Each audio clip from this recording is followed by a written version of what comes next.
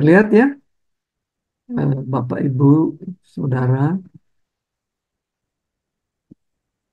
Temanya malam ini melanjutkan topik-topik di beberapa minggu sebelumnya. Kita masih fokus untuk em,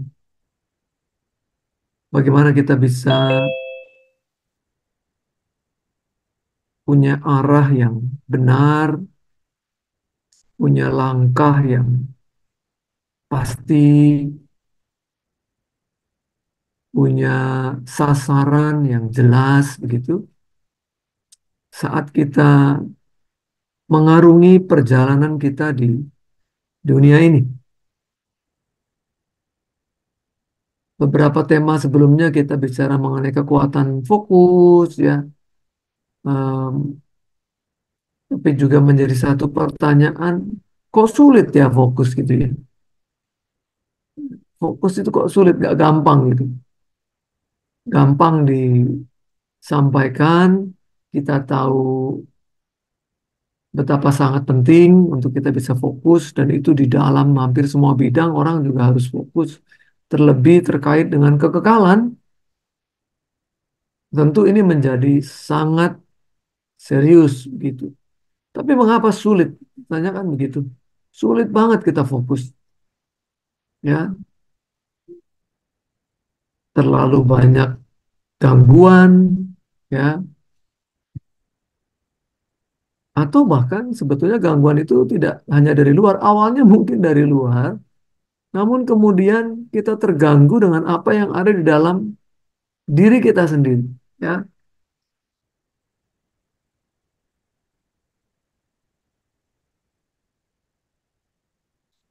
Nah, mari kita periksa apa sih yang mengisi pikiran kita ya, karena dari kalau nggak salah saya sudah bawakan tema terkait dengan pikiran, dengan fokus itu mungkin sudah ada 3 sesi ya. Karena pertempuran kita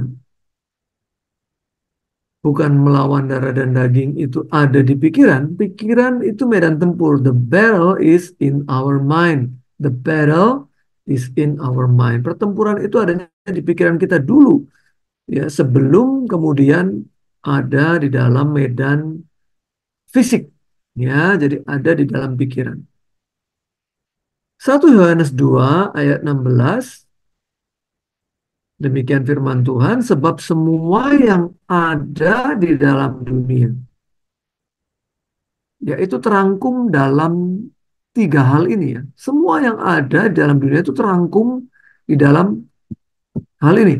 Satu, keinginan daging, yaitu keinginan daging. Dua, keinginan mata. Tiga, keangkuhan hidup. Dan tiga-tiganya ini bukanlah berasal dari Bapa, melainkan dari dunia. Dan dunia ini sedang lenyap dengan segala keinginannya. Tapi orang yang melakukan kehendak Allah tetap hidup selama-lamanya. Ya. Nah, saya coba buat beberapa poin ya, Bapak Ibu Saudara. Poin yang pertama, apa yang dilihat? Ya, keinginan mata ini apa yang dilihat oleh mata jasmani. Dan sebetulnya kalau kita bicara mengenai hal-hal yang psikis, ya, hal-hal yang ada di dalam non-fisik, itu masuknya, ya, masuk ke dalam jiwa kita, yang diolah di dalam pikiran kita, itu dua jendelanya, ya, jendelanya ada dua, satu mata, dua telinga. Indra ini yang dipakai untuk masuk, ya, dan kemudian keinginan daging, apa yang ingin, ya, yang diinginkan oleh daging atau pernah dirasakan oleh daging dan kemudian daging itu nagih, gitu ya, Bapak Ibu Saudara, dia nagih. maka muncul apa? Nafsu makan, ya, minuman keras, termasuk juga obat-obat terlarang, ya, narkoba, narkotika, ya. Karena apa? Begitu diminum begitu ya atau dimakan dia nagih. Ya, apa yang pernah dirasakan daging termasuk seks ya, termasuk seks itu nagih begitu, ya. Dan kalau kita berpikir bahwa kita ini manusia daging yang di dalamnya ada roh atau ada nyawa, maka kebalik. Cara berpikirnya terbalik dan kemungkinan besar roh itu menjadi kecil ya karena dikecilkan oleh daging. Tapi kalau kita berpikir kita ini manusia roh yang ada tubuh daging, ya. Jadi rohnya yang lebih besar, lebih kuat, yang harusnya rohnya yang menguasai daging, ya. Maka kemungkinan kita bertempur melawan keinginan daging ini kans menangnya lebih tinggi, ya. Karena kita lebih memperhatikan suara roh, ya, hati nurani kita daripada apa yang daging minta. Lalu ada keangkuhan hidup. Keangkuhan hidup itu munculnya dari mana? Dari apa saja yang bisa menyenangkan jiwa. Ya, oh kita ternyata dipuji, ya, dapat tepuk tangan, dapat sanjungan, ya, oh, datang disambut, ya, duduk suruh di depan, pulang diantar, dikasih oleh-oleh, begitu ya. Wah, itu menyenangkan jiwa, ya, menyenangkan jiwa. Kemudian itu membangun perasaan kita lebih dari orang lain. Ya, kita diperlakukan lebih dari orang lain itu merasa, wah, enak sekali ya. Dan ini membuat jiwa itu juga menagih gitu. Oh, dulu saya pernah disenangkan dengan cara-cara seperti itu. Jangan sampai nggak disenangkan lagi. Maka orang dengan jabatan tertentu, either by hook or by crook, berbahasa Inggrisnya ya. Mau dengan cara yang sopan, tidak sopan, dia berusaha mempertahankan kedudukan, berusaha mempertahankan posisi, berusaha mempertahankan jabatan, walaupun melanggar hukum, walaupun melanggar etika. Karena apa? Karena jiwanya merasa nyaman gitu. Oh, ternyata enak, ya, diperlakukan sangat terhormat itu enak. Ya, maka orang ada yang namanya post power syndrome.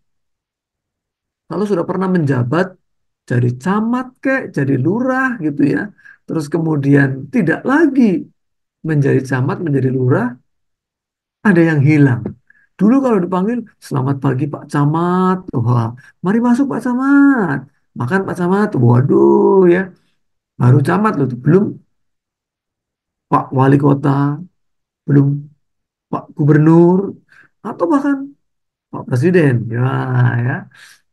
Maka sesuatu yang dirasa nyaman oleh jiwa itu kemudian menuju kepada keangkuhan hidup, ya, gaya hidupnya jadi berbeda. Dan kemudian karena harus dipenuhi gaya hidup yang mewah, yang penuh dengan eh, apa namanya, sanjungan begitu, orang bisa stres, ya, orang yang post power syndrome itu bisa stres, bisa sakit, ya, ya, itu kita bisa lihat ya dengan kasat mata banyak sekali, ya. Nah, semua hal yang di atas ini itu akan mengisi pikiran dan mengisi hati kita, Bapak, Ibu, dan Saudara. Dan ini akan bisa mengganggu fokus kita untuk berelasi dengan Allah. Karena berelasi dengan Allah, itu Allah adalah roh, itu kita berelasi dengan Allah melalui roh. Ya, melalui roh. Jadi kalau ada orang berelasi dengan Allah, memberikan penekanan kepada hal-hal yang fisik, ya, liturginya fisik gitu ya. Terus ya berdoanya harus sangat eh, kaku dengan banyak aturan-aturan fisik gitu ya. Itu sudah nggak pas karena Allah lebih melihat hati kita menghubungkan eh, Bapa dengan kita ini melalui roh gitu ya, bukan daging. Daging akan binasa, tapi roh itu kekal. Dan roh yang ada di dalam hidup kita ini, roh yang roh punya Bapa ditempatkan dalam hidup kita, maka diingininya. Karena ini milik Bapa. Dengan cemburu, ya. Nah, maka kita harus berusaha belajar bagaimana menguasai daging kita, mata, telinga, ya, keinginan-keinginan yang ada, termasuk hal-hal yang menyenangkan jiwa, supaya nggak terpeleset ke keangkuhan hidup, harus dikuasai. Roh kita yang harus bisa menguasai itu lebih kuat untuk kita bisa fokus kepada Allah, lebih intim lagi dengan Allah Bapa kita, lebih serius lagi kita dalam mengiring Bapa kita. Ya, nah di dalam ada satu istilah di dalam bahasa Inggris itu too many things to do so little time. Ya, terlalu banyak yang ingin kita lakukan, terlalu sedikit waktu. Ya, kita pengen melakukan banyak sekali. Maka ini kalau kita lihat kayak di gambar ini ya, ini kan namanya juggling ya. Juggling ini bagaimana kalau pemain sirkus juggling dengan bola ya. Lalu kemudian kalau udah jago dia bisa juggling dengan pisau ya. Dengan pisau dia bisa bermain dengan 2, 3, 4, 5. Waduh ya, luar biasa. Tapi tidak mudah, gitu. Tidak mudah. Tidak semua orang bisa melakukan juggling seperti itu ya. Apalagi dalam konteks kehidupan.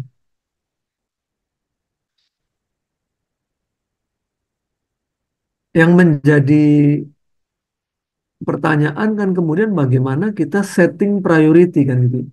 Bagaimana kita menempatkan prioritas dalam hidup. Karena terlalu banyak hal yang ingin kita lakukan, waktunya sedikit. Dan bahkan kemudian orang itu menjadi gagal karena dia mengawali begitu banyak hal, tapi tidak mengakhiri satupun dengan baik ya.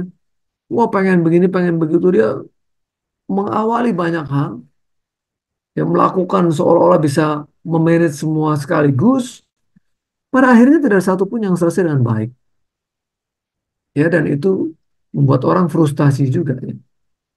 Maka ketika kita bicara bagaimana kita menetapkan prioritas kita dalam struktur yang betul supaya nggak kebolak-balik gitu, set the priority in order, maka nomor satu ya Tuhan, nomor dua ya Tuhan, nomor tiga ya Tuhan.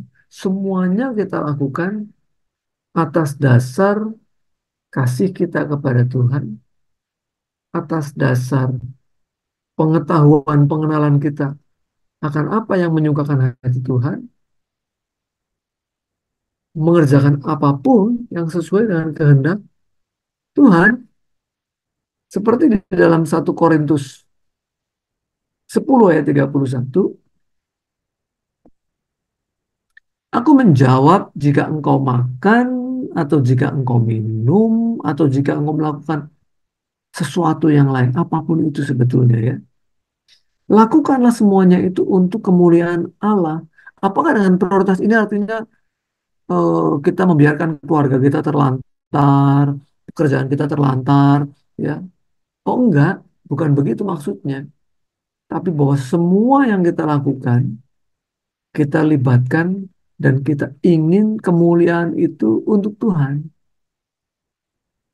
Ya, jadi ketika kita mencintai pasangan hidup kita, karena kita mencintai Tuhan, maka kita nggak akan pernah melakukan kekerasan kepada pasangan kita. Aduh, nih saya tadi lihat sekilas ya, mulai banyak berita talk show terkait apa? hamba Tuhan yang melakukan kekerasan. Udah nonton ya, beberapa hari lalu itu yang pendeta gitu di Jawa Timur yang gebukin istrinya loh. Saya lihat, aduh kok masih ada begitu ya, bikin malu, bener bikin malu ya. Bukan mempermuliakan Tuhan, mempermalukan bener. Aduh kalau begitu, aduh Tuhan. Jadi apa itu orangnya? Jadi kasihan ya, kasihan istri, kasihan anak-anaknya lihat, saya lihat itu anaknya lihat istrinya digebukin sama suaminya ya. Digebukin tangan kosong, nggak cukup suaminya mau ngambil tongkat memukul baseball gitu ya. Aduh, saya juga berpikir, waduh, itu ada anak lelakinya kok diem aja ya. Kenapa nggak membela ibunya gitu ya, supaya nggak digebukin sama ayahnya yang penuh kekerasan itu ya. Itu kan konyol banget ya, konyol banget. Jadi kalau nggak setting priority in life in order itu jadi begitu ya. Bagaimana kita bisa mencintai pekerjaannya karena kita mengasihi Tuhan, kita bersyukur atas apa yang Tuhan percayakan, kita jaga baik. Kita nggak mau mengecewakan atasan kita karena ini jangan-jangan memang orang yang walaupun seberapa menjengkelkannya lah atasannya, jangan memang Tuhan taruh untuk membentuk kita manusia menajamkan sesamanya. Ya, dan akhirnya kita memperlakukan apapun, terus kemudian kita juga mengalami peristiwa apapun yang Tuhan izinkan terjadi karena kita selalu menempatkan Tuhan di atas segalanya, kita menjadi orang yang tidak gampang panik ya, tidak menjadi orang yang gampang kecewa gitu. Karena kita bisa belajar dalam setiap peristiwa apa ya yang Tuhan inginkan aku belajar dari peristiwa-peristiwa ini. Kita nggak kehilangan fokus gitu. Ya, makin ditindas, makin serius cari Tuhan gitu. Ya. Ah, supaya fokus. Ya, gimana ya supaya fokus? Belajar melepaskan segala sesuatu untuk Tuhan. Melepaskan segala sesuatu. Kita kan nggak fokus, kamu nggak fokus, banyak orang nggak fokus. Karena apa? Karena ada hal-hal yang menurut kita itu menjadi milik kita. Dan ketika kita kehilangan itu, sangat mengganggu pikiran kita. Coba aja dipikir. Ya, rata-rata kita menjadi tidak fokus, oh berdoa aja susah, karena pikiran kita penuh masalah. Dan masalah itu rata-rata apa? Merasa kita berhak atas itu dan tidak terpenuhi. Kita merasa berhak atas itu dan tidak terpenuhi. Dan kemudian kita jengkel ya, kita sakit hati, bahkan bisa menjadi kepahitan dalam hati. Dan susah ya, kita mau fokus kepada Tuhan, doa, punya waktu-waktu yang intim dengan Tuhan. Susah kenapa? Karena hati kita penuh juga dengan kepahitan. Ya, rasa nggak puas begitu ya. Gimana mau fokus berdoa kalau hatimu sendiri gundah gulana gitu kan? Dan Matius 5 ayat 23, sebab itu jika engkau mempersembahkan persembahanmu di atas mezbah dan engkau teringat akan sesuatu yang ada dalam hati saudaramu terhadap engkau, tinggalkanlah persembahanmu di depan mezbah itu dan pergilah berdamai dahulu dengan saudaramu, lalu kembali untuk mempersembahkan persembahanmu itu. Dalam konteks ini, hatimu tidak tentram, tidak damai, nggak bisa fokus, ya kan? Ngapain gitu? Fisikmu datang, ya, ke bait suci dalam hal ini misalnya mempersembahkan persembahan di atas mezbah, tapi sebetulnya kamu nggak bisa fokus, hatimu gundah gulana, ya ada perselisihan di situ. Mending selesaikan perselisihanmu dulu. daripada kamu nggak bisa fokus. Ketika mau coba menyentuh hatinya Tuhan, nggak bisa. Hatimu sendiri penuh dengan kepahitan. Lukas 14 ayat 33, demikian pula lah tiap-tiap orang di antara kamu yang tidak melepaskan dirinya dari segala miliknya tidak dapat menjadi muridku. Ingat ya, ini kelas discipleship, kelas pemuridan. Dan menjadi murid yang berhasil perlu fokus. Tapi kayak tadi, ya Tuhan sendiri, Tuhan Yesus mengingatkan ini kepada murid-muridnya. Kalau kamu nggak bisa melepaskan dirimu dari milikmu itu, pikirannya kemana? Waduh, jangan-jangan ntar, wah tadi rumah ibadah nih ya, rumah udah kunci belum ya? Waduh, apa pulang dulu aja ini supaya hati tenang, kunci rumah dulu. Wah, ya kan pikirannya ada di mana? Di harta. Tapi kalau sudah orang berpikir, oh saya datang nggak bawa apa-apa, pulang nggak bawa apa-apa, oh tenang aja, gitu kan?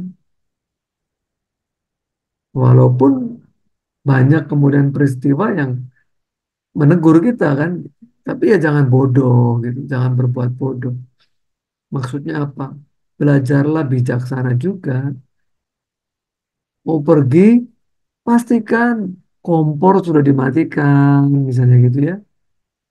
Jangan sampai juga pulang rumah habis karena apa? Si kompor nggak dimatiin gitu. Ya, sehingga kita belajar juga memastikan kita menjadi orang yang bertanggung jawab juga. Jangan juga bodoh. Maksudnya apa? Malah nggak apa-apa. Kan saya mau melepaskan segala sesuatu supaya bisa fokus kepada Tuhan. Rumah mau kebakaran ya nggak apa-apa gitu ya. Oh motor tadi lupa dikunci hilang juga nggak apa-apa. Itu bukan bijaksana. Itu namanya bodoh. Ya. Tuhan sudah percayakan, malah nanti mungkin Tuhan nggak percayakan lagi. Kamu kerja susah-susah, nabung susah-susah, dipercayakan kendaraan. Kamu nggak jaga baik, ya. Terus pemahamannya nggak apa-apa hilang juga nggak apa-apa.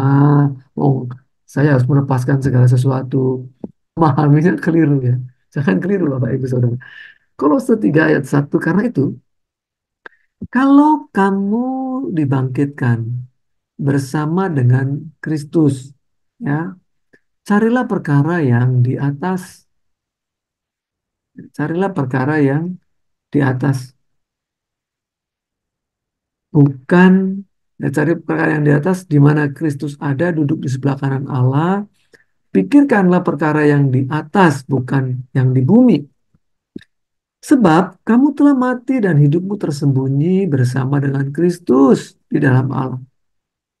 Apabila Kristus yang adalah hidup kita menyatakan diri kelak, kamu pun akan menyatakan diri bersama dengan Dia dalam kemuliaan. Saya mau tekankan di yang saya kasih, wah, cetak tebal ya, bold, ayat 5. Karena itu matikanlah dalam dirimu segala sesuatu yang duniawi. Sebab segala sesuatu yang duniawi ini yang membuat kita nggak bisa fokus.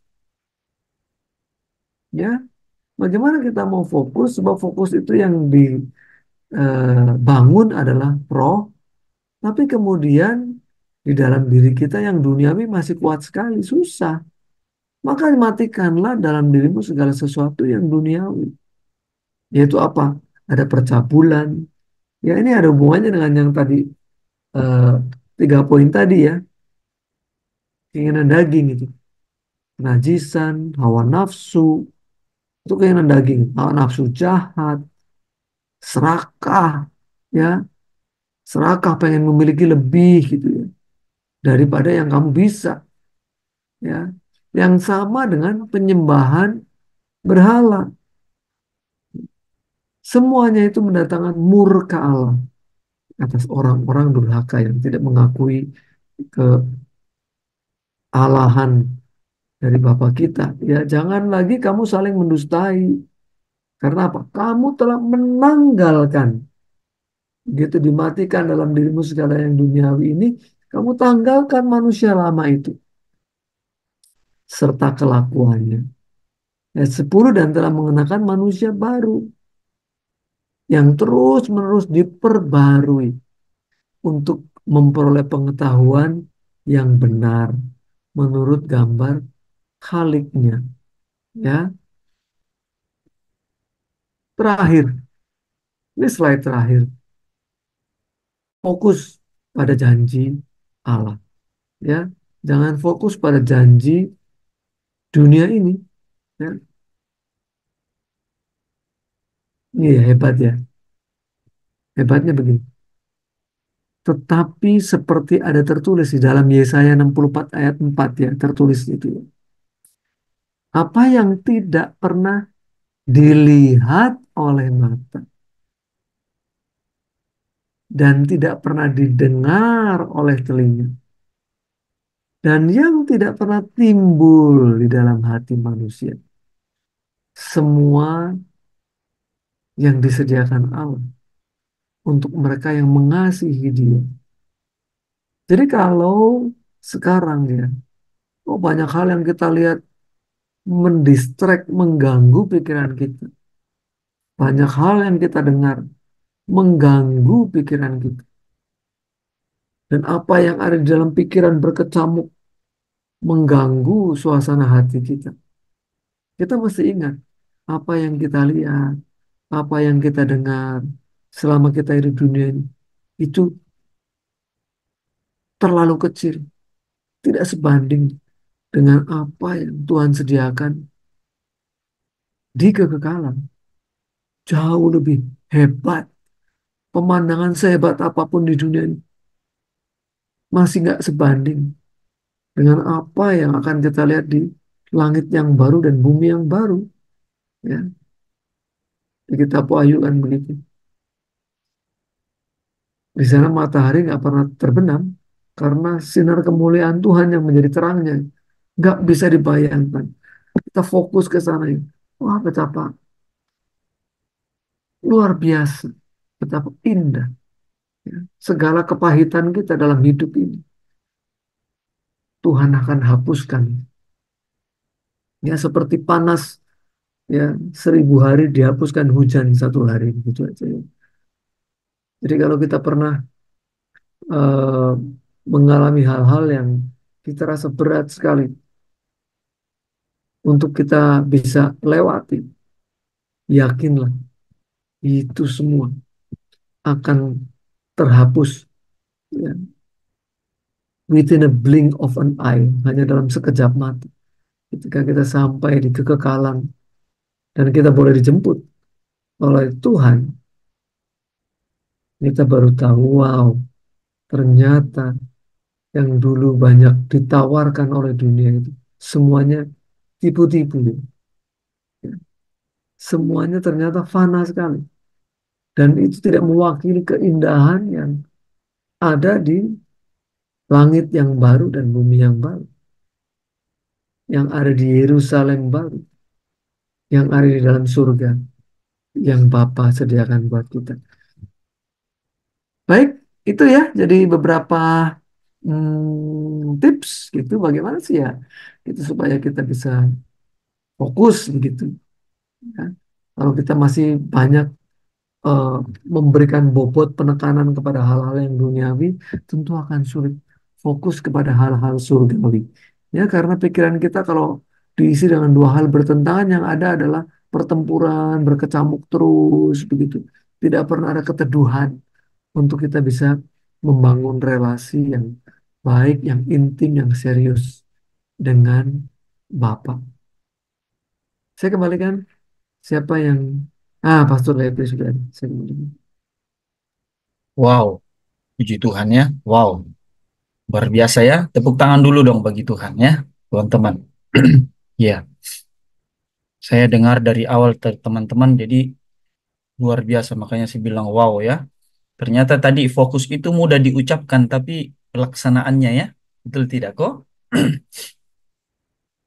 Kupang bilang betul tidak kok? Jangan NTB, jangan NTT, Pak. NTT nanti Tuhan tolong, NTB nanti Tuhan bantu kata. Pak Ens bilang begitu baru kita tahu, oh itu artinya NTT NTB. Jadi teman-teman, bagaimana kita fokus? Bisa nggak ada 2 poin sampaikan? Bagaimana supaya kita bisa fokus? Saya tidak catat tapi saya hafal tadi. Bisa disampaikan nggak teman-teman? Bagaimana supaya kita fokus? Penting,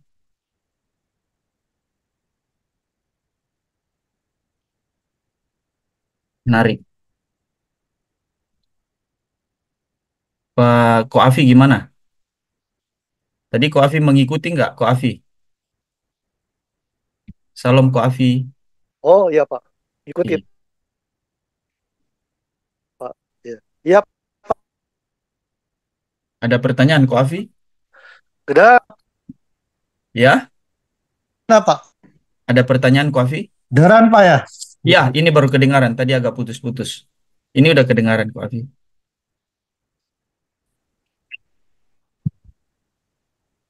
Internet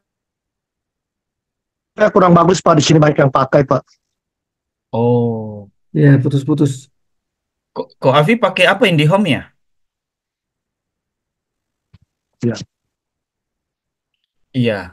Bapak Daniel gimana? Eh, Oh ya, Pak. eh, itu Pak, bagus ya Pak sekarang. Udah oke ya. Orang saya mau turun ke bawah. Hilang, hilang, hilang, hilang. Oh, ini.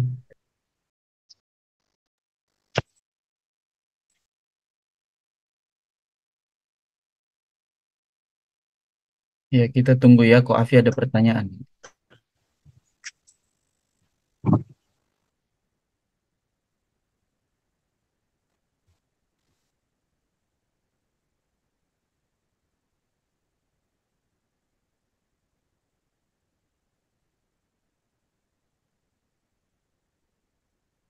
Koafi sudah monitor nggak? Ya Pak, iya Pak. Udah bagus Pak suaranya Pak. Ah, ini bagus. Coba Pak. Ah, udah ini. Ini memang Pak, ya kita kalau mau fokus kepada Allah, memang keduniawian kita harus dikikis Pak.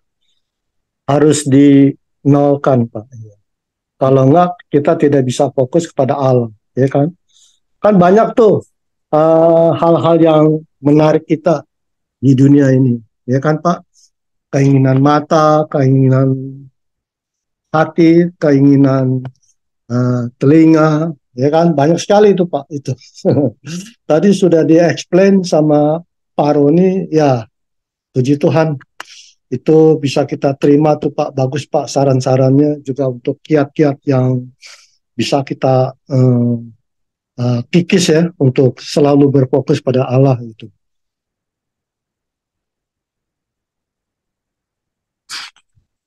Iya. Koafi ada pertanyaan atau cuma ini? Maksudnya menambahkan atau gimana? Ya kita sharing aja Pak. Iya betul. Oke. Malam hari ini Pak Roni begitu jelas kasih penjelasannya apa lebih terang lagi benar ya Pak ya. Jadi memang kita malam hari ini saya nggak ada pertanyaan Pak begitu Pak. Mungkin dari Luar teman-teman biasa. lain ada pertanyaan. Biasanya kalau bertanya itu kan ada agak bingung, tapi ini berarti buat Koafi materinya lemak semua, gitu kan? Bukan lemak Pak, penjelasannya detail jadi kita Oh, bisa iya. terima gitu Pak. Iya, iya, Iya. maksudnya maksudnya lemak tuh enak-enak Koafi gitu kan. Enak semua bisa dicerna gitu, semua bisa disantap gitu. Jadi enak banget. Bisa bisa diterima Pak. Ya betul betul. Bisa Iya. dicerna betul Pak. Ya. Karena makanan roh kita ini firman. Jadi istilahnya kita makan firman gitu, ya. Oke, terima kasih Koafi. Sama-sama Pak. Ya. Oke, teman-teman, sebelum berlanjut ke pertanyaan Yanti, 2 poin saja bisa disampaikan bagaimana caranya supaya fokus dari materi tadi. Bisa dari Yuli, bisa?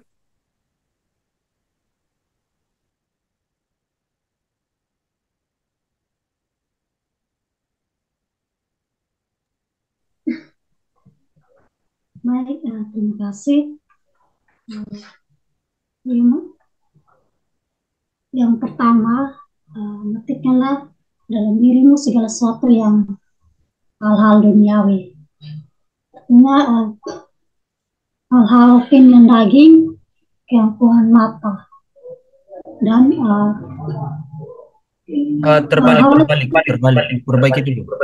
Itu keinginan mata, bukan keangkuhan mata. Coba lu dibenarin dulu. Ayatnya ndak boleh salah. Ya. Coba dibaca ayatnya itu. Di mana tadi?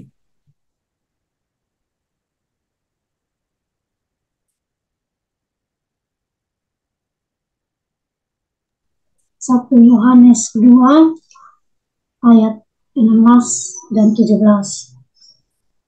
Sebab semua yang ada di dalam dunia, yaitu keinginan daging dan keinginan mata, serta keangkuhan hidup, bukanlah berasal dari Bapa, melainkan dari dunia.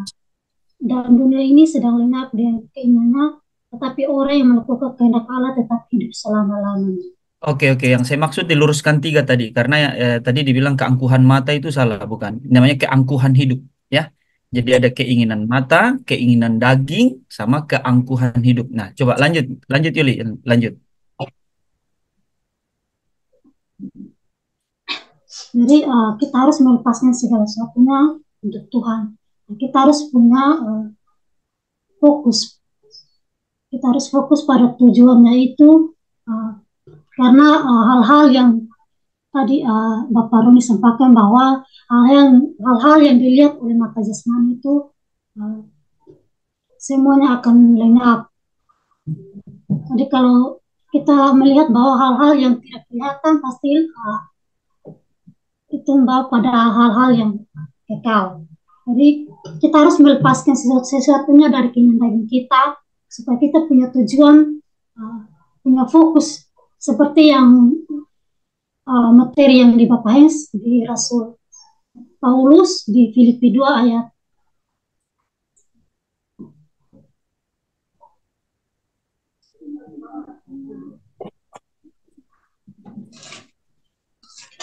13 dan 14 dinyatakan bahwa aku melupakan apa yang telah di belakangku dan mengarahkan diri kepada apa yang di hadapanku dan berlari-lari kepada tujuan untuk memperoleh hadiahnya itu, panggilan surgawi dari Allah dalam Kristus Yesus. Jadi kita punya fokus dan tujuan untuk punya komitmen untuk kita hidup seperti kehendaknya Bapa, pasti kita akan melihat hal-hal yang kekal. Jadi dari firman Tuhan ini mengingatkan saya bahwa kita harus punya tujuan, harus punya fokus dan komitmen untuk kita belajar dalam prosesnya untuk menyenangkan hati Bapa. Terima kasih. Oke. Terima kasih, Yuli. Dari Rida gimana? Silakan, Rida.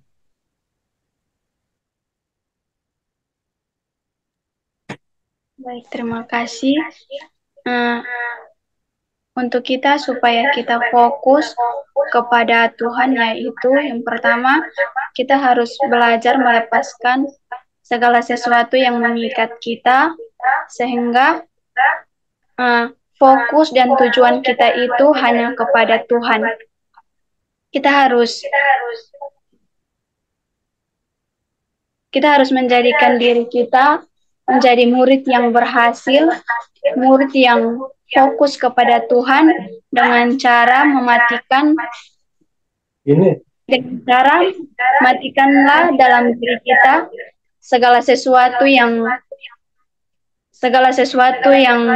duniawi, dan kita harus mengenakan manusia baru supaya fokus dan tujuan kita hanya kepada Tuhan.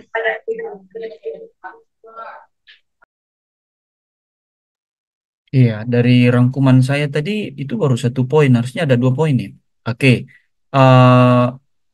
tapi lebih jelas karena Rida ini bagian sejarah, jadi penjelasannya bagus banget ya.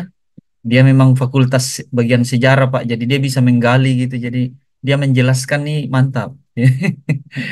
Bagian guru ya. Oke, teman-teman, materi malam ini tuh luar biasa banget. Itu juga buat saya. Kita ini hamba-hamba Tuhan ini, terkadang kita juga sampaikan firman, tapi kadang kita juga kecolongan gitu. Ya, contoh nih pagi-pagi juga nih. Tadi salah saya kan ikut jam 5 pagi itu doa. Kemarin tuh datang dengan kerinduan. Memang benar-benar udah dibangunin tuh jam 5 sebelum jam 5. Makanya saya WA ke teman-teman kan supaya ikut jam 5. Nah, tadi itu dibangunkan sebelum jam 5. Fokusnya hati saya menyembah. Tiba-tiba gue pikirin yang lain. Coba tahu nggak? Saya pikirin yang lain. Mikir itu. Akhirnya apa? Doa paginya ikut doa pagi itu hampar. Kebayang nggak? Itu bahayanya gitu. Akhirnya ikut doa pagi itu tidak lagi dengan wow, begitu benar-benar dengan Tuhan itu gimana ya dengan Tuhan tuh betul-betul eh, tenggelam dalam hadirat Tuhan. Tidak lagi kenapa? Tadi harusnya bangun tuh jangan dulu pikiran yang lain. Datang dulu duduk dalam hadirat karena mulainya jam 5 saya bangun sebelum jam 5 gitu kan. Dan saya menarik akhir-akhir ini saya dibangunin tuh sebelum jam 5 sekarang. Saya bilang ada maksud Tuhan ini mempersiapkan saya lebih lagi, gitu ya. Jadi semua kita itu. Nah, tadi saya di gereja itu Pak Gembala saya dapat dan saya juga nggak tahu informasi banyak karena saya sudah jarang nonton. Itu cacar itu katanya ya, cacar monyet udah masuk. Dia langsung dia baru tahu tadi apa kemarin terus diingatkan mulai rajin perjamuan gitu, bentengi jemaat gitu kan. Nah, teman-teman ada cacar monyet katanya udah masuk di Indonesia Pak ya. Jadi hidup ini tragis kalau tidak bersama dengan Kristus. Amin. Tapi dengan Kristus, apapun situasi boleh datang, tapi kita akan ada di dalam perlindungan yang maha tinggi. Ya, ya. Jadi orang yang fokus itu orang yang menjadikan Tuhan itu perlindungannya. Amin. Ya. Aduh ini nambah lagi. Jadi ya kita kembali ke topik tadi itu teman-teman bahwa kita juga hamba Tuhan ini kadang juga gitu. Tadi contoh konkret tadi pagi itu saya alami itu akhirnya tidak seperti kemarin saya datang duduk diam di kaki Tuhan bersama hamba Tuhan jam 5 pagi itu harusnya kan saya udah share nih teman-teman Kupang harusnya udah bisa kan kalian udah jam 6 jangan jam 6 masih tidur ayam juga udah berkokok kalian masih tidur gimana mau berkat. Mama saya bilang enggak tahu benar ya pasti tidak. Dibilang, kalau lambat bangun berkat sudah diambil orang, gitu kan? Ya, jadi kalau jam 5 di sini kalian harusnya sudah di standby gitu ya dalam hadirat Tuhan ya. Saya jujur akuin, saya juga dengar Abam tadi itu benar. Ada orang Abam ya, Anda bertanya, eh, Anda bertanya, Alkitab menjawab itu Abam. Dan kesaksian orang itu memperkuat iman saya juga bahwa dia bilang begini, Pak, saya Protestan, tapi saya ikut renungan Bapak selalu, saya ikut khotbah Bapak, tetapi itu yang membuat saya di gereja itu yang saya sebut tadi itu tidak ada apa-apa perubahan di saya, tapi setelah ikut Bapak benar-benar saya mengerti bagaimana saya harus menjadi anak-anak Tuhan. Ya, saya menjadi rendah hati, itu sangat benar. Ya, saya menjadi rendah hati. Jadi sampai dia bilang Bapak rohaniku gitu kan. Ke beliau itu dia bilang Bapak rohaniku. Wah, teman-teman ya, itu tidak bisa dipungkiri. Ya. Ya, jadi fokus ini sangat penting. Makanya saya bilang tadi eh, setiap kita ini diperhadapkan dengan hal yang sama, ya. Diperhadapkan dengan hal yang sama sekalipun judulnya, topiknya berbeda-beda. Nah, itu yang masuk ke pertanyaan Yanti sekarang, gitu ya. Sekalipun judulnya berbeda-beda. Kalian kuliah, saya pendeta, Pak Roni eh, pekerjaan bisnis usaha. Tapi ya, tadi Pak Roni saya lagi gereja gitu, tiba-tiba saya tidak ikut rapat, dijadiin ketua di sekolah. Ketua perwakilan orang tua murid dari TKA TKB saya dipilih jadi ketua tanpa saya ikut berbincang-bincang. Saya bilang saya lagi di gereja doa. Ih, Oke, teman-teman, kita masuk topiknya Yanti. Silakan Pak, ada pertanyaan Yanti.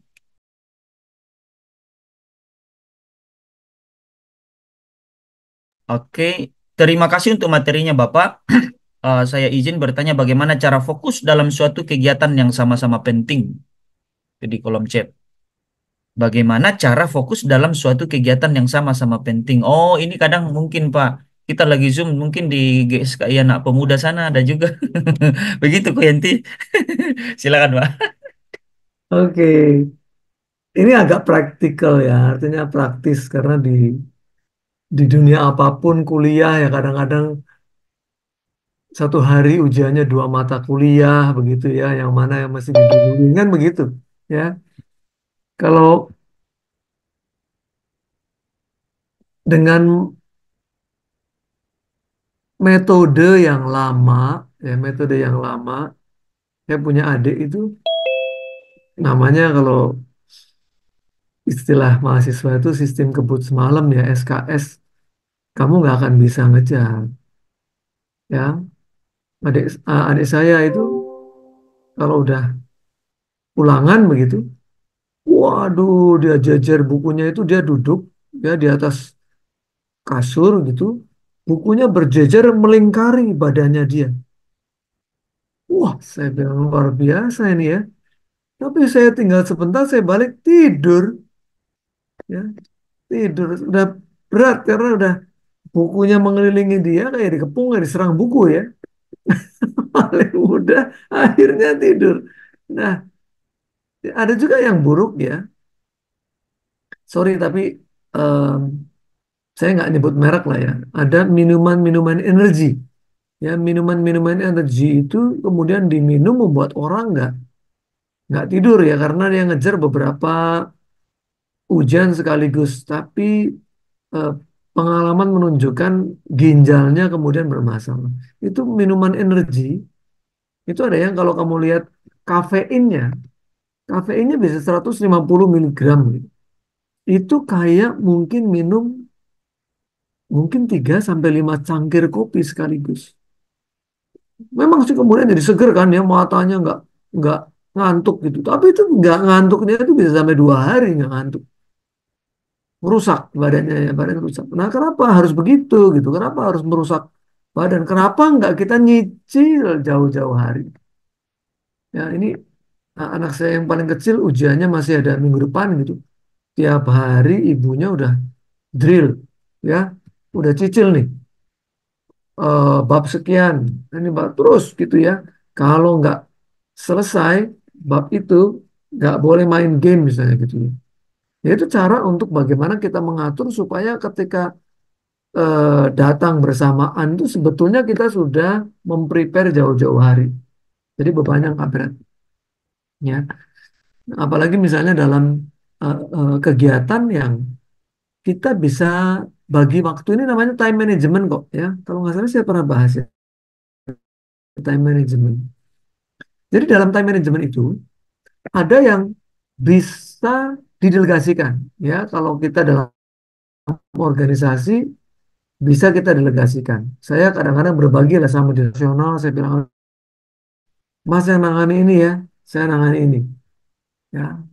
Atau dengan GM ya kita atur waktu. Ada yang kita harus kerjakan sendiri. Ya sudah kita kerjakan sendiri. Satu kita kerjakan sendiri, dua delegasi, tiga geser, ditunda ya. Selama masih bisa ditunda, digeser, ditunda. Kadang-kadang kita ingin memampatkan semua sekaligus di satu hari, tapi nggak bisa ya. Kalau masih bisa di luar jam kantor misalnya gitu. Kadang-kadang orang minta ketemu harus dengan saya. Saya bilang saya nggak ada waktu lagi, sudah habis nih. Jam kantor sudah habis. Bisa nggak kita ketemu after office hour? Ya, after office hour. Tapi kalau terus menerus ya after office hour saya ada 2 meeting lagi kadang-kadang sampai jam 9. Udah gitu Sabtu aja dia pengen ketemu. Capek juga, kita nggak punya waktu istirahat. Akhirnya saya ngomong nggak bisa deh. Saya minta digeser minggu depan. Ya, saya minta geser minggu depan. Kadang-kadang orang maksa juga saya bilang nggak kalau memang nggak mau minggu depan ya nggak usah. Nah itu yang nggak usah itu nomor 4 apa?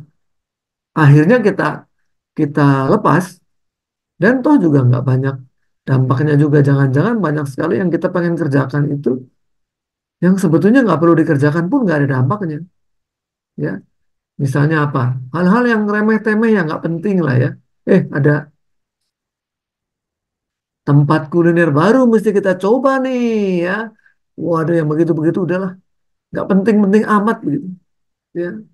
Terus, waduh masih ketemu nih, ketemu teman-teman lama pada datang nih, ikut ya. Aduh nggak penting-penting amat yang begitu kita bisa skip. Kadang-kadang kita menjadi sangat sibuk untuk hal-hal yang nggak penting gitu. Jadi saran saya dalam time management kamu cek mana yang harus memang mau nggak mau harus dikerjakan sendiri, memang itu penting genting gitu ya. Dua, bisa nggak didelegasiin? Teman ada yang bisa, kalau organisasi bisa ada beberapa fungsi didelegasikan. Yang ketiga, bisa nggak di-delay? Ya, di-delay 1 jam setelah itu ya. Atau kemudian memang bisa di-discarded gitu. Kenyataannya sebetulnya kadang-kadang banyak sekali kegiatan sampah yang kalau kita nggak kerjakan pun nggak ada dampaknya gitu ya. Tadi contoh ya, contoh. Saya ada presentasi bersama tim di Angkasa Pura begitu ya di bandara. Setelah itu saya ada presentasi berikutnya itu di Sentra Tama Menara ya di Jakarta. Itu sudah antara Jakarta Pusat Selatan lah ya di daerah Sudirman begitu. Nah kebetulan direktur utamanya saya kenal baik dan udah lama nggak ketemu, jadi saya kontak. Ya saya mau ke situ, ya sempet nggak makan bareng gitu, sempet nggak makan bareng. Oh dia bilang begini loh, "Eh, oh boleh boleh, saya geser dulu meeting saya jam 1. Ya, saya geser dulu meeting jam 1. Saya bilang, aduh jangan, saya yang mendadak kok. Saya ini yang mendadak. Kamu sudah punya meeting yang di set. Saya mundur aja setelah saya selesai presentasi, mungkin jam-jam 3, jam-jam 4, oke kok. Saya bilang. Dia bilang, enggak. Ini meeting internal kok, saya bisa geser. Nah, itu tadi ya. Meeting, dia bisa geser, ketemu dengan saya, gitu misalnya. Semua bisa di manage sebetulnya. Ya, kalau memang masih dalam konteks-konteks yang bisa di manage ya. Nah itu, jadi saran saya itu karena ini praktikal, tapi satu lagi kalau terkait dengan hal-hal yang terkait perkuliahan, tolong dicicil. Ya, tolong dicicil, sudah nggak musim lagi, sekaligus dihajar 1 hari sebelumnya. Nggak efektif. Ya, itu saran saya. Maksudnya ini Pak ini lagi sel grup, terus ada jam kuliah gitu, jam kuliah gitu. Nah ada sel grup, memang Bapak Tades biasa sering bikin tiba-tiba sel grupnya. Nah Yanti bilang bagaimana caranya nih? Dua penting juga, maksudnya ada Harus harus diskusi dengan orang yang memberikan assignment. Harus diskusi dengan orang yang memberikan assignment. Apakah bentroknya setiap minggu? Kalau bentroknya setiap minggu kan artinya memang eh, tidak bisa dikasih tugas karena memang jadwal kuliah begitu ya. Buat saya, kita menjadi terang itu di dalam kegelapan itu lebih bersinar. Jadi kalau sudah jam perkuliahan nggak bisa digeser-geser. Emang kita bisa ngatur dosennya gitu untuk geser. Khusus untuk saya Pak. Wah, karena saya anak Tuhan Pak, saya rajin Pak. Saya mementingkan eh, doa dulu. Bisa nggak Bapak khusus ke saya kayak ini Pak privat lah Pak. Gitu kan nggak mungkin. Khusus privat dibikin digeser ya. Nggak mungkin. Nah ada cerita yang bagus sih.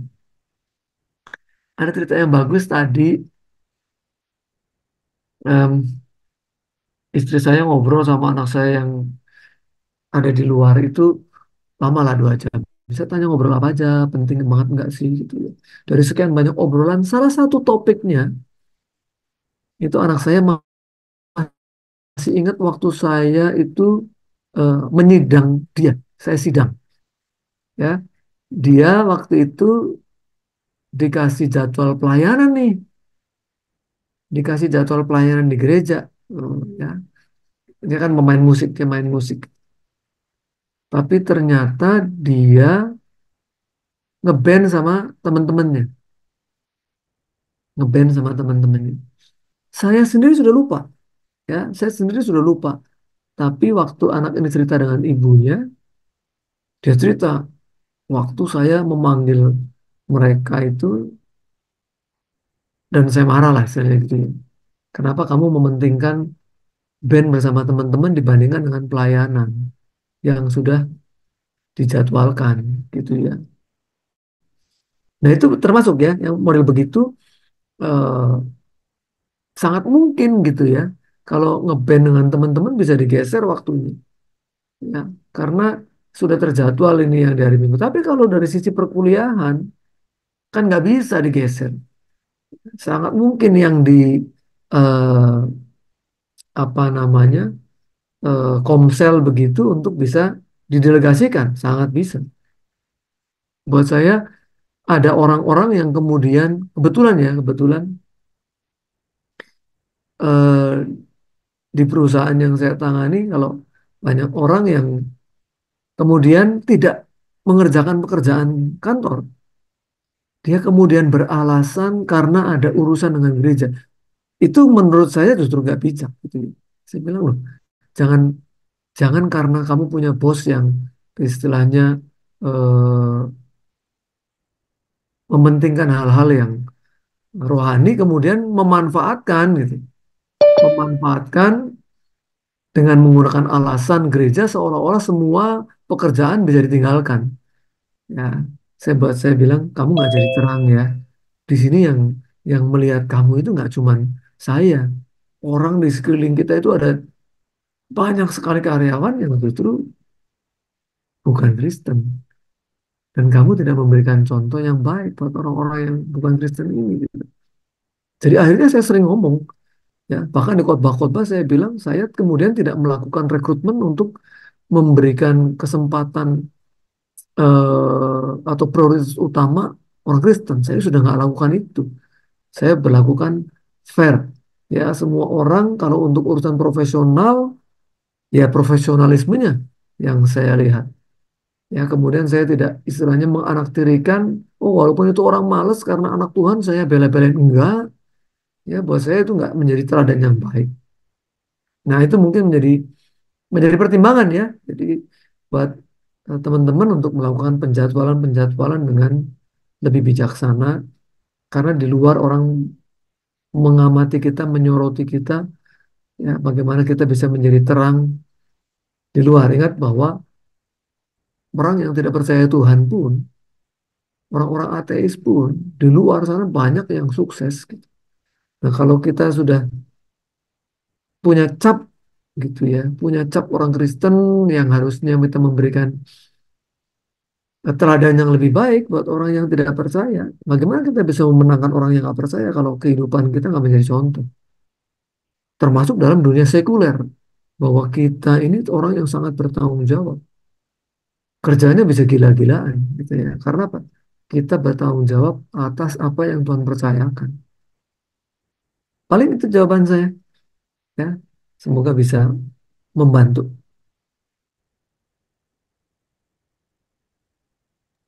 Iya, jadi memang yanti perlu didiskusikan ya. Saya juga itu perlu didiskusikan sama pemimpin rohani yang bikin sel grup ya.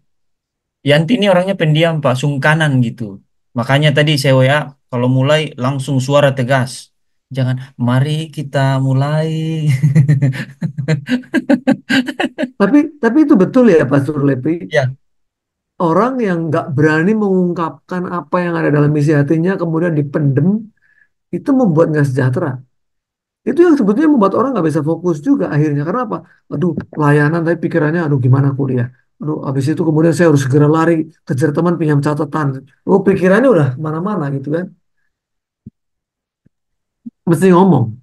Mending speak up. Ya, kita speak up aja. Apa yang di dalam hati, wong itu nggak, bukan bukan hal yang berdosa, oh, ngomong gitu kan. Ya. iya. Gimana Yanti? Ada lagi? Terima kasih Bapak. Hah? Tidak didengar. Terima kasih Bapak. Oh, iya. Oke, masih ada nggak Rida tadi? Rida, masih ada nggak? Mau ditanyakan? Ahli sejarah nih. Oh ya, keren Pak. Dari kampung ambil sejarah di Kupang tuh langka itu. Dan itu orang-orang hebat sebenarnya. Karena sejarah ini tidak banyak orang yang mau karena banyak banyak cerita. Ya, ya itu pilihan ya. Itu pilihan hidup ya. Ada waktu itu banyak anak-anak didik saya yang di sekolah minggu, sekolah minggu itu waktu itu sampai anak SMA aja sekolah minggu ya. Sampai gembalanya maksa-maksa suruh turun ke ibadah umum ya atau ibadah remaja gitu karena sekolah minggu udah gede-gede sampai ada yang kuliah aja pengen sekolah minggu terus ya. Nah, datang dengan pilihan gitu. Saya cuma memberi dua nasihat. Ya, kamu mau pragmatis atau mau idealis? Ya, kalau kamu idealis, kamu nggak mikir gajimu sedikit pun is oke karena eh, bukan itu yang dicari gitu. Ya, misalnya, oh saya memang senang sejarah, mau gaji kecil pun gak ada masalah, saya seneng gitu. Ya, tapi kalau kemudian, wah saya nggak tahu nih, masih belum tahu lulus SMA itu nggak tahu mau jadi apa.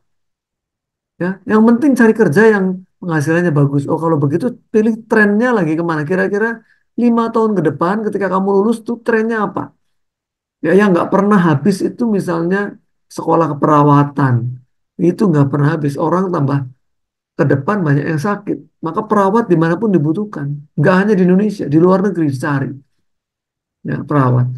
Sampai sekarang juga di dunia IT, programmer, coder, ya banyak sekali yang masih dibutuhkan. Walaupun persaingannya juga luar biasa karena semua orang pengen ke situ. Ya, tapi itu masih dibutuhkan. Nah, kadang-kadang orang juga ada yang teman-teman saya dulu SMA, yang penting masuk ITB. Wah, pokoknya ITB. Akhirnya apa? Cari fakultas yang sepi pesaing. Ya, cari fakultas yang sepi pesaing, tapi pokoknya lulusan ITB gua gitu ya. Saya dulu enggak. Saya nggak diterima di ITB saya. Karena saya ngelamar tidak ke tempat lain, hanya ke ITB. Dan hanya ke ITB itu hanya dua fakultas yang sama-sama paling diminati. Persaingannya paling ketat. Ya, satu elektro, dua IT. Udah, nggak keterima ya sudah. Tapi teman teman saya ada. Ya pokoknya nyari lah geologi lah, nyari apa ya, yang persaingannya tidak banyak. It's a matter of choice ya. Jadi begitu Rida, kamu ada di fakultas sejarah begitu ya. Kalau passionmu di situ, nggak nggak goyang, ya nggak peduli. Oh, saya happy, saya senang belajar sejarah gitu ya. Walaupun nggak banyak orang yang senang di bidang yang kamu suka gitu. It's a matter of choice ya. Saya sejarah saya dulu 8, angka 8, Rida. Jadi saya juga suka sejarah. Cuma saya dipanggil Tuhan jadi hambanya. Jadi Dan itu sejarah juga, ya, ya. Karena Alkitab ini buku sejarah juga karena bisa dibuktikan gitu ya. Sejarah. Bukan buku yang turun dari langit ini buku sejarah ini. Oke. Ada pertanyaan itu Pak Lepridi. mungkin Ya. mungkin masih ada nih pertanyaan Rida tadi. Yanti sama Rida masih ada nggak sebelum Bu Mona nih? Masih ada nggak? Rida kayaknya ada, Pak. Silakan. Tidak, Bapak. Oke, baik. Kita ke pertanyaan Bu Mona. Izin bertanya, fokus hidup kita adalah kekekalan. Hidup kudus dan tak bercela itu harus dengan serius diusahakan. Tetapi gimana caranya kita menyikapi dan bersikap ketika dalam pekerjaan, atasan kita meminta kita untuk mengubah laporan agar pajak itu tidak terlalu besar. Tidak bisa menolak, tapi sebenarnya tidak damai sejahtera. Iya. Ini praktis lagi ya. Ini pertanyaan pertanyaan yang realistis terjadi ya di bahkan dulu itu saya banyak dengar orang punya perusahaan itu punya dua buku namanya.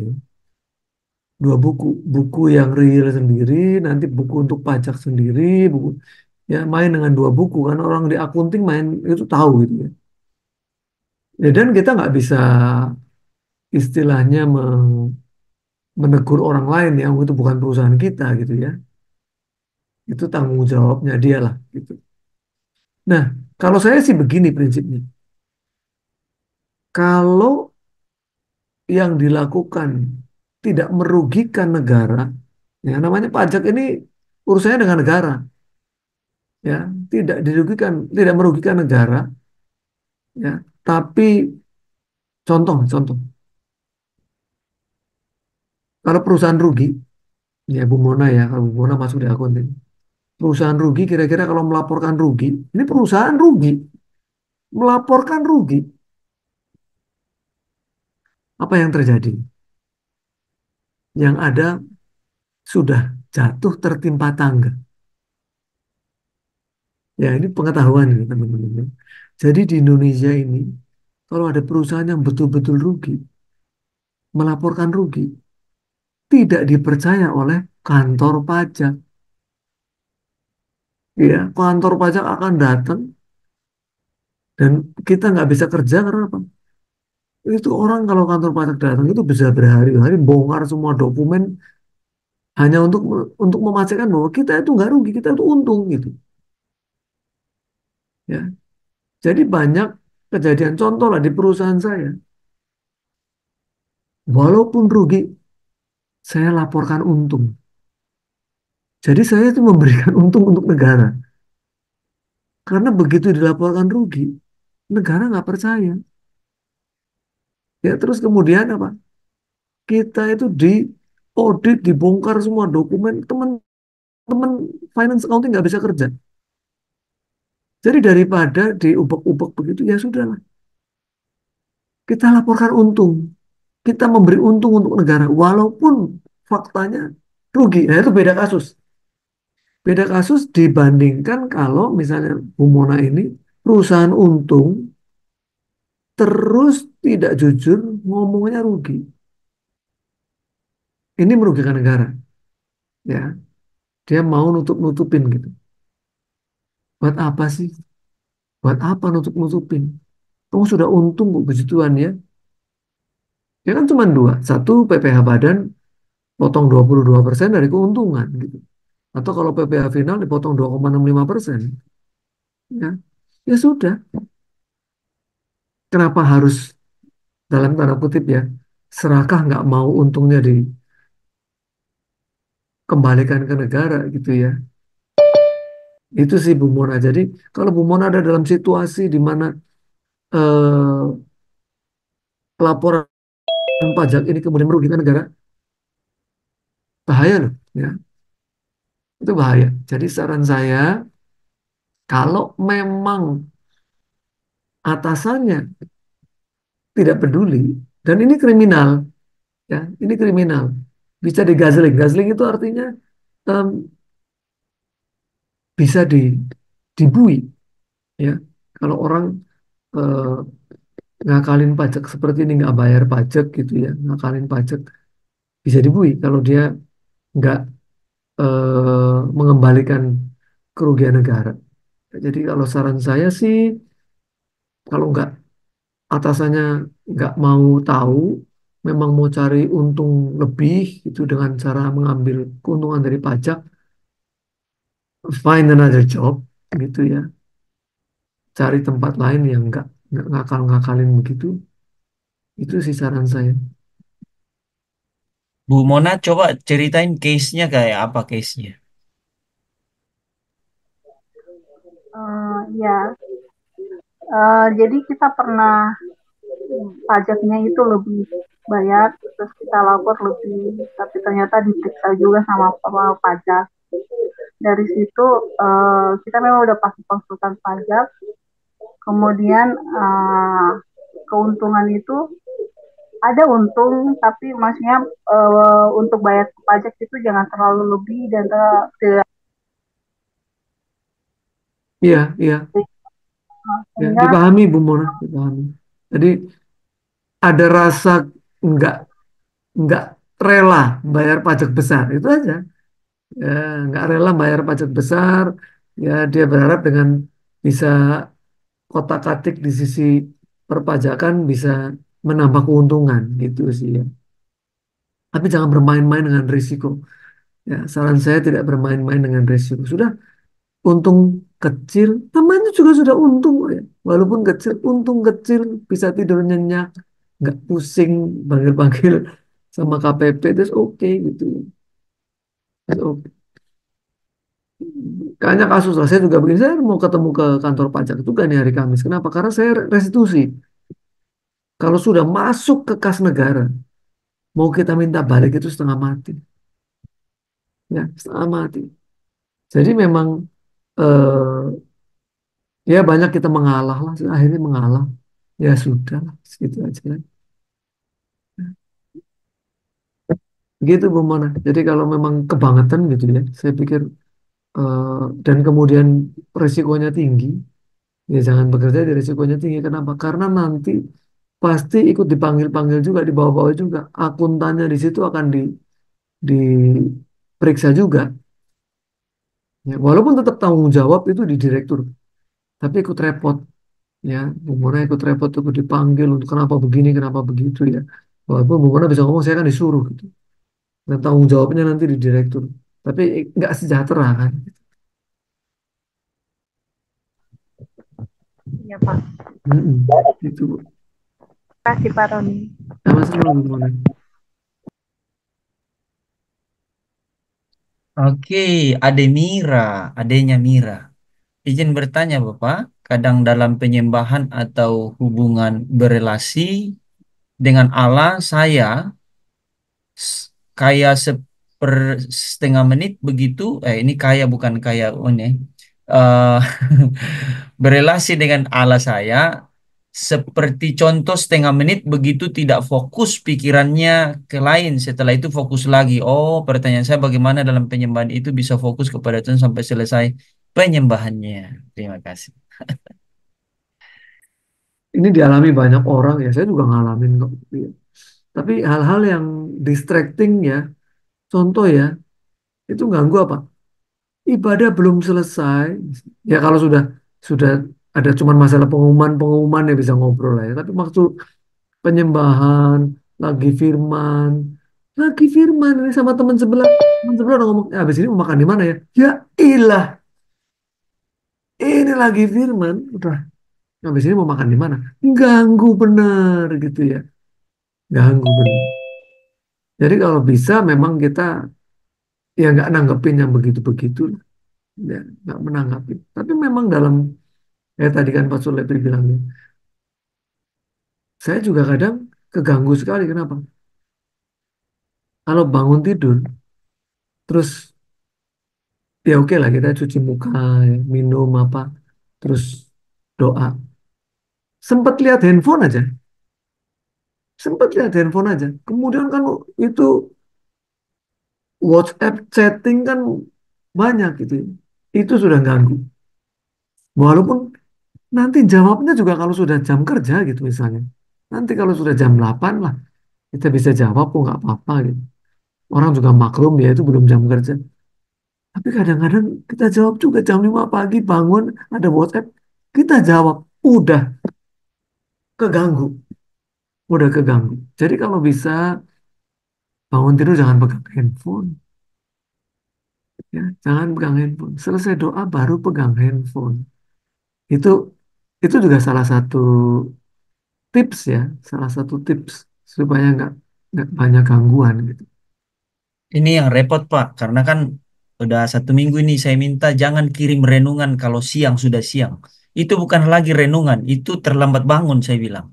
Renungan itu pagi buat dibaca orang. Ini kan di grup Bible Quiz tuh kirim renungan tuh sebelum jam 8 waktu Jakarta. Di sana udah jam 9 itu. Nah, ini bukan berarti bahwa jangan kirim renungan tadi, jangan nggak boleh pegang handphone gitu. Kan sudah setelah doa, boleh dong. Iya. Ya, setelah doa. Iya tiap pagi kan teman-teman beberapa saya WA untuk ikut jam 5 pagi ya. Kalau Kupang udah jam 6 kan, harusnya sudah Ya, ringan gitu kan.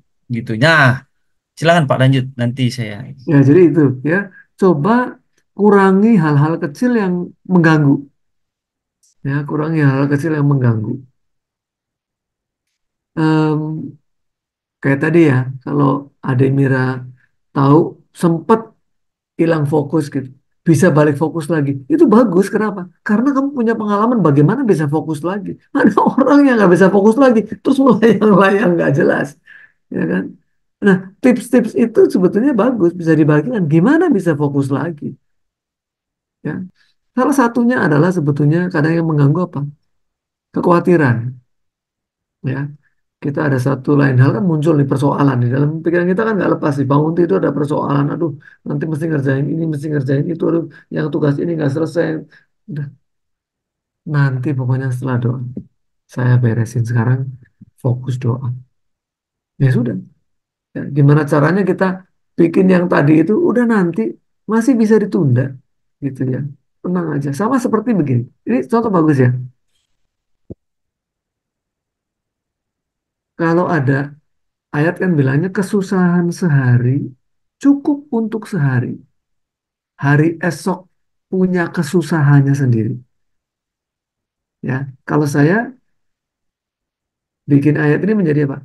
Tantangan sehari cukuplah untuk sehari. Hari esok ada tantangannya sendiri. Maka kalau mau tidur nyenyak di malam hari,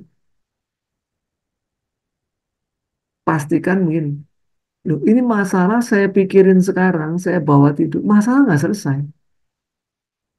Dipikirin nih sambil sambil tidur, nggak bisa tidur ya, mata kelip-kelip mikirin. Masalah nggak selesai. Forget it, kadang gitu. Kita ada kadang-kadang cuek itu perlu. Alas, forget it. Besok lagi, ya. Besok saya hajar lagi masalahnya. Tapi malam ini saya mau tidur nyenyak, udah nggak peduli. Gitu. Pokoknya saya mau tidur nyenyak. Begitu juga dengan saat kita doa. Waduh masalah muncul nih habis ini. Udah nanti aja Pak habis doa udah. Sekarang saya mau fokus gimana caranya menyembah ya. Pikirkan hal-hal yang eh, mulia gitu ya. Hal yang kudus ya. Yang nggak related dengan apa yang akan terjadi gitu. Itu membuat kita bisa fokus. Memang tidak mudah. Memang tidak mudah. Karena kita ini sudah terbiasa mikirin hal-hal yang nggak perlu dipikirin, dipikirin, terus di bawah, terus ya. Padahal dipikirin juga belum tentu selesai. Ya, jadi itu sih saran saya. Ya, belajar kadang-kadang cuek.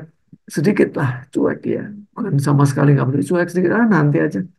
Setelah doa baru kita hajar lagi. Misalnya begitu. Setelah ibadah baru kita selesaikan. Dan orang juga tahu kok, orang paham kok ya. Terus orang telepon saya terus gitu ya. Misalnya, hari Minggu nih orang telepon. Saya, maaf saya ibadah. Ya sudah, selesai. Nanti habis ibadah, saya telepon. Itu aja.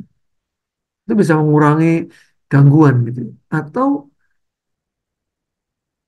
kita betul-betul kalau ibadah itu handphonenya dibuat kalau nggak mau mati ini karena memang ada mau baca Alkitab di handphone, buat airplane mode. Kalau di airplane mode kan kamu nggak terima pesan masuk. Karena itu sangat mengganggu, gitu. Ya, sangat mengganggu. Itu sih saran-sarannya. Semoga bisa bisa membantu gitu. Nggak perlu handphonenya dikumpulkan di mimbar gitu misalnya.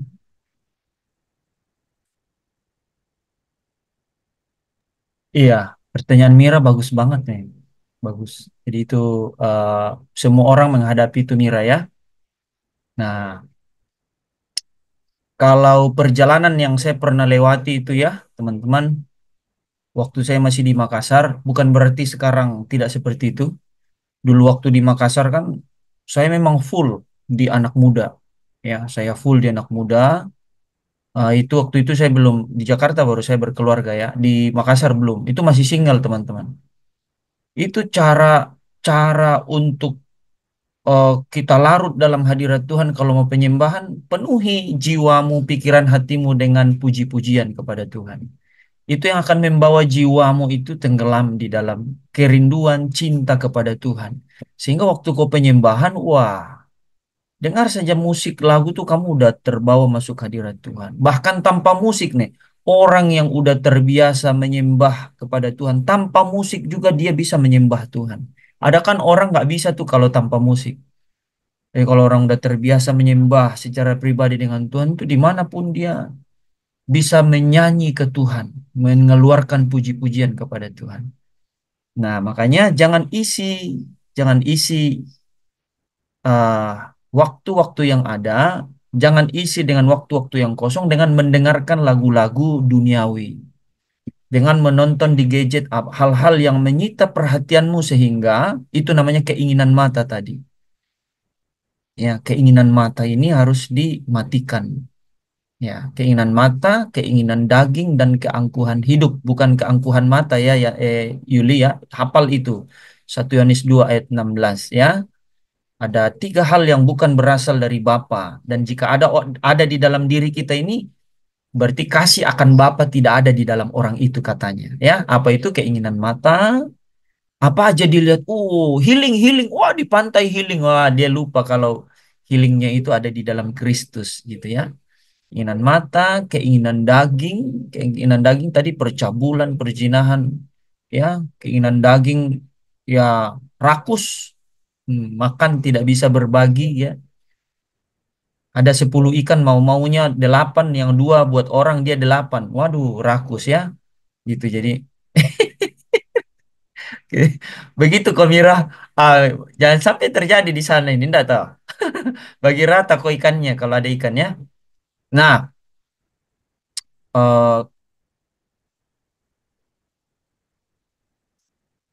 orang kalau pacaran, kalau tidak dasar cinta pasti malas kan, benar nggak? Tapi kalau cintanya kuat, sudah janjian gitu kan, janjian, udah berkabar tadi, oh ya, udah pakaian, udah mau jalan, baru 1 menit lewat, WA lagi, sudah di mana? Padahal baru 1 menit, gitu kan? Udah lewat 5 menit tanya, udah di mana gitu? Ya, selalu pengen cepat ketemu. Kenapa? Karena ada rindu yang tak tertahankan karena ada cinta yang kuat di dalamnya. Nah, cinta itu dibangun mulai dari menjadikan dia fokus perhatian kita. Ya, ketika Mira menjadikan someone fokus, itu bahaya. Tapi jadikan Kristus ya menjadi fokusmu di dalam hidupmu supaya rasa cinta yang kuat itu melebihi dari apapun yang ada di dalam hidupmu ini. Ya, gitu. Jadi tidak salah, fokus itu memang penting untuk dilatih. Nah, 1 Timotius 4, nah. 1 Timotius 4 ayat 7 sampai 8. Tetapi jauhilah tahayul dan dongeng nenek tua. Latihlah dirimu beribadah. Itu yang saya mau underline. Latihlah dirimu beribadah. Latihan badan ini terbatas gunanya, tetapi ibadah itu berguna dalam segala hal karena mengandung janji baik untuk hidup ini maupun untuk hidup yang akan datang. Ibadah itu bukan hanya secara persekutuan, tetapi yang Tuhan minta itu personal. Ya, personal ini bagus kalau Mira udah mulai membangun itu. Ya, secara pribadi dengan Tuhan, itu yang Tuhan cari. Banyak orang rajin ke gereja, nggak pernah itu di rumah saat teduh dengan Tuhan. Tidak pernah, dia tidak bisa. Ya, itu rapuh jadinya. Yang Tuhan cari itu kita personal dulu dengan Tuhan. Kita punya kemesraan pribadi dengan Tuhan. Ada waktu-waktu khusus kita dengan Tuhan. Itu yang Tuhan cari. Nah, makanya latihlah dirimu. Itu latihan, Mira. Semua orang mengatakan kita latih diri kita. Wah, waktu kamu udah hidup di dalam pujian, penyembahan dan menyukai itu, ya, fokus kita itu udah, waduh, kamu nikmati sendiri nanti ya. Waktu kamu udah masuk di dalam level itu, kamu akan suka. Kayak Yanti udah sebenarnya. Yanti ini sudah menikmati banget kalau mau pujian penyembahan. Sekarang kita tanya Yanti. Yanti, ini di kasus dihadapi Mira. Bagaimana denganmu? Apakah waktu penyembahan pribadi bukan yang mimpin saat ini ya? Bagaimana waktu kau jam khusus dengan Tuhan? Kita dengarkan dari Mbak Yanti. Silakan. Ini kayak talk show aja ya. Silakan Yanti, kesaksian. Baik, terima kasih. Sebelumnya eh, saya mau minta maaf dulu dengan Bapak Lepri. Kadang Bapak Lepri kirim chat itu kami tidak, saya termasuk tidak lihat karena biasa kalau truth itu dia langsung ada notifikasi, jadi langsung jadi langsung ikut, tidak baca chat. Kalau mengenai Mira, kadang saya juga seperti itu, tapi balik lagi, kalau ikut truth itu kadang tidak fokus karena mungkin masih mengantuk, tapi ini dalam penyembahan itu biasa mereka kita penyembahannya, pujiannya banyak, jadi jiwa untuk memujinya semakin menggebu-gebu. Jadi kalau saya pribadi saat ini pujian penyembahan itu saya lebih suka bernyanyi. Jadi kalau saat saat teduh itu saya fokus, saya kadang tidak fokus, tapi kalau sudah semakin ini sudah satu lagu belum fokus ya. Kalau dua lagu itu semakin fokus. Terima kasih. Oh, Ada pemanasannya dulu Pak Surlet, pemanasan.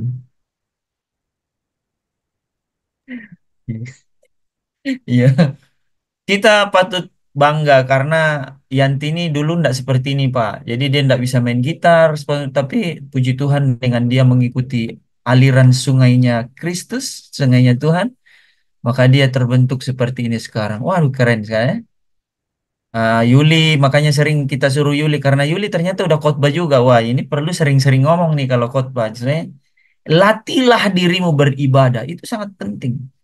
Itu pesan di Ibrani 10 ayat 25 itu penting juga. Janganlah jauhkan dirimu dari pertemuan-pertemuan ibadah yang dibiasakan oleh eh, banyak orang dan giatlah melakukannya menjelang hari Tuhan. Dan nasihatilah seorang akan yang lain akan hal itu. Itu penting. Jadi latihlah dirimu beribadah. Tapi yang terpenting itu pribadi kita ya. Nah, saya tambahkan bahwa eh, dengan adanya materi kemuliaan di Zoom kita itu membuka hasrat kita ya, gairah kita itu menyembah Bapa itu dengan dahsyat, dengan kuat. Karena kita tahu sekarang itu kemuliaan itu seperti apa. Wah, itu lebih dahsyat ini. Ya, kalau teman-teman tenggelam mengenal dengan benar tentang kemuliaan itu ya, mentor kita yang lain mengajarkan apa punya bukan mindset tapi punya apa apa lagi ya istilahnya Yanti kok saya lupa ya. Ber ber apa namanya? Berimajinasi. Iya. Makanya dikasih gambar-gambar sama mentor kita Pak Ensi itu tentang eh, tahta Kristus anak domba ya yang ada di tengah-tengah tahta Bapa. Ya kan? Karena tahta Bapa Wahyu 22 kan ada tahta Allah Bapa, ada tahta Anak. Dan Bapa tidak bisa kita lihat karena dia ada dalam terang tak terampili, tapi kita bisa lihat pada wajah Kristus. Sehingga tahta anak domba itu ditaruh di tengah-tengah kan, ada di tengah-tengah tahta itu disebut. Terus digambarkan tentang apa kemuliaan di sorga itu kan itu membawa kita sebenarnya memiliki satu gambaran di dalam imajinasi pemikiran, ini membawa kita worship God ya, menyembah Bapa itu dengan sangat luar biasa gitu kan, menyembah ya. Jadi kepada siapa kita menyembah kita udah tahu, Father ya, Bapa ya. Galatia 4 ayat 6, karena kita percaya Bapa mengutus roh anaknya di dalam kita dan oleh roh itu kita berseru ya Aba ya Bapa ya. Yohanes 4 ayat 23, bahwa Bapa mencari penyembah-penyembah yang demikian yang menyembah Bapa dalam roh dan kebenaran. Bapa yang mencari penyembah-penyembah.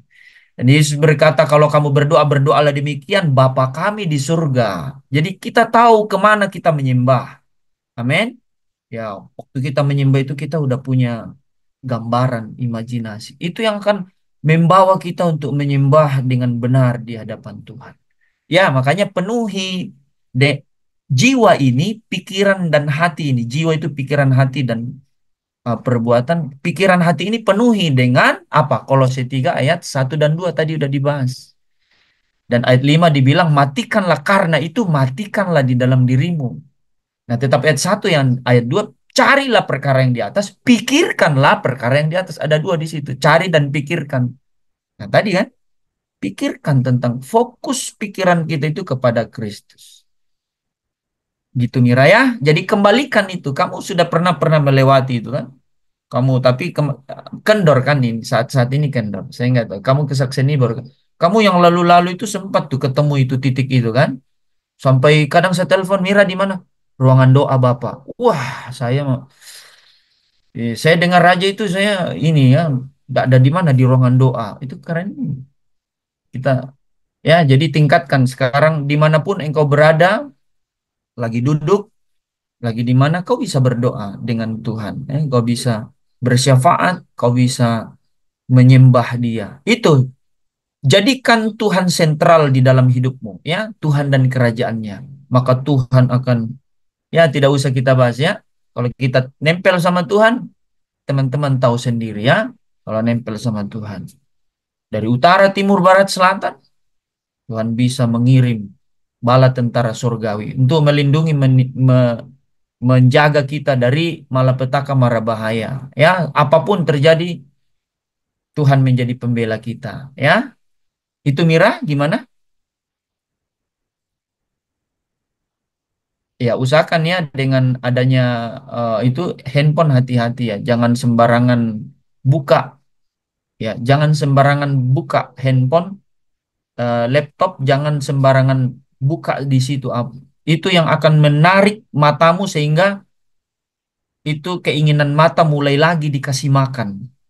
Jadi jangan dikasih makan ini mata dengan hal-hal yang bukan perkara yang di atas. Kolose 3 ayat 1 dan 2. Oke, setuju? Jangan dikasih konsumsi matanya dengan hal-hal yang bukan dari kerajaan Allah. Oke, demikian mungkin Pak. Kita udah jam, tinggal 1 menit. Oke, masih ada pertanyaan? Kalau tidak ada, kita tutup. Terima kasih Sudah tidak ada? Bapak. Oke, sip. Oke, kita satu dalam doa ya. Bapak di surga, terima kasih kalau Engkau terus berbicara bagi kami supaya kami mengkhususkan diri kami bagi kerajaan-Mu. Karena itulah arti kekudusan, bahwa kami dipisahkan dari cara hidup orang dunia dan dikhususkan bagi Allah. Itulah arti kekudusan. Dipisahkan dari cara hidup orang dunia dan dikhususkan bagi Allah. Biarlah materi malam hari ini firman-Mu yang disampaikan, bahwa kami harus fokus kepada panggilan surgawi. Kami harus belajar menanggalkan segala sesuatu dan menjadikan Kristus itu segala-galanya dalam hidup kami. Di dalam aktivitas apapun, kami belajar menjadikan Kristus sentral di dalam hidup kami. Bapa, tolong kami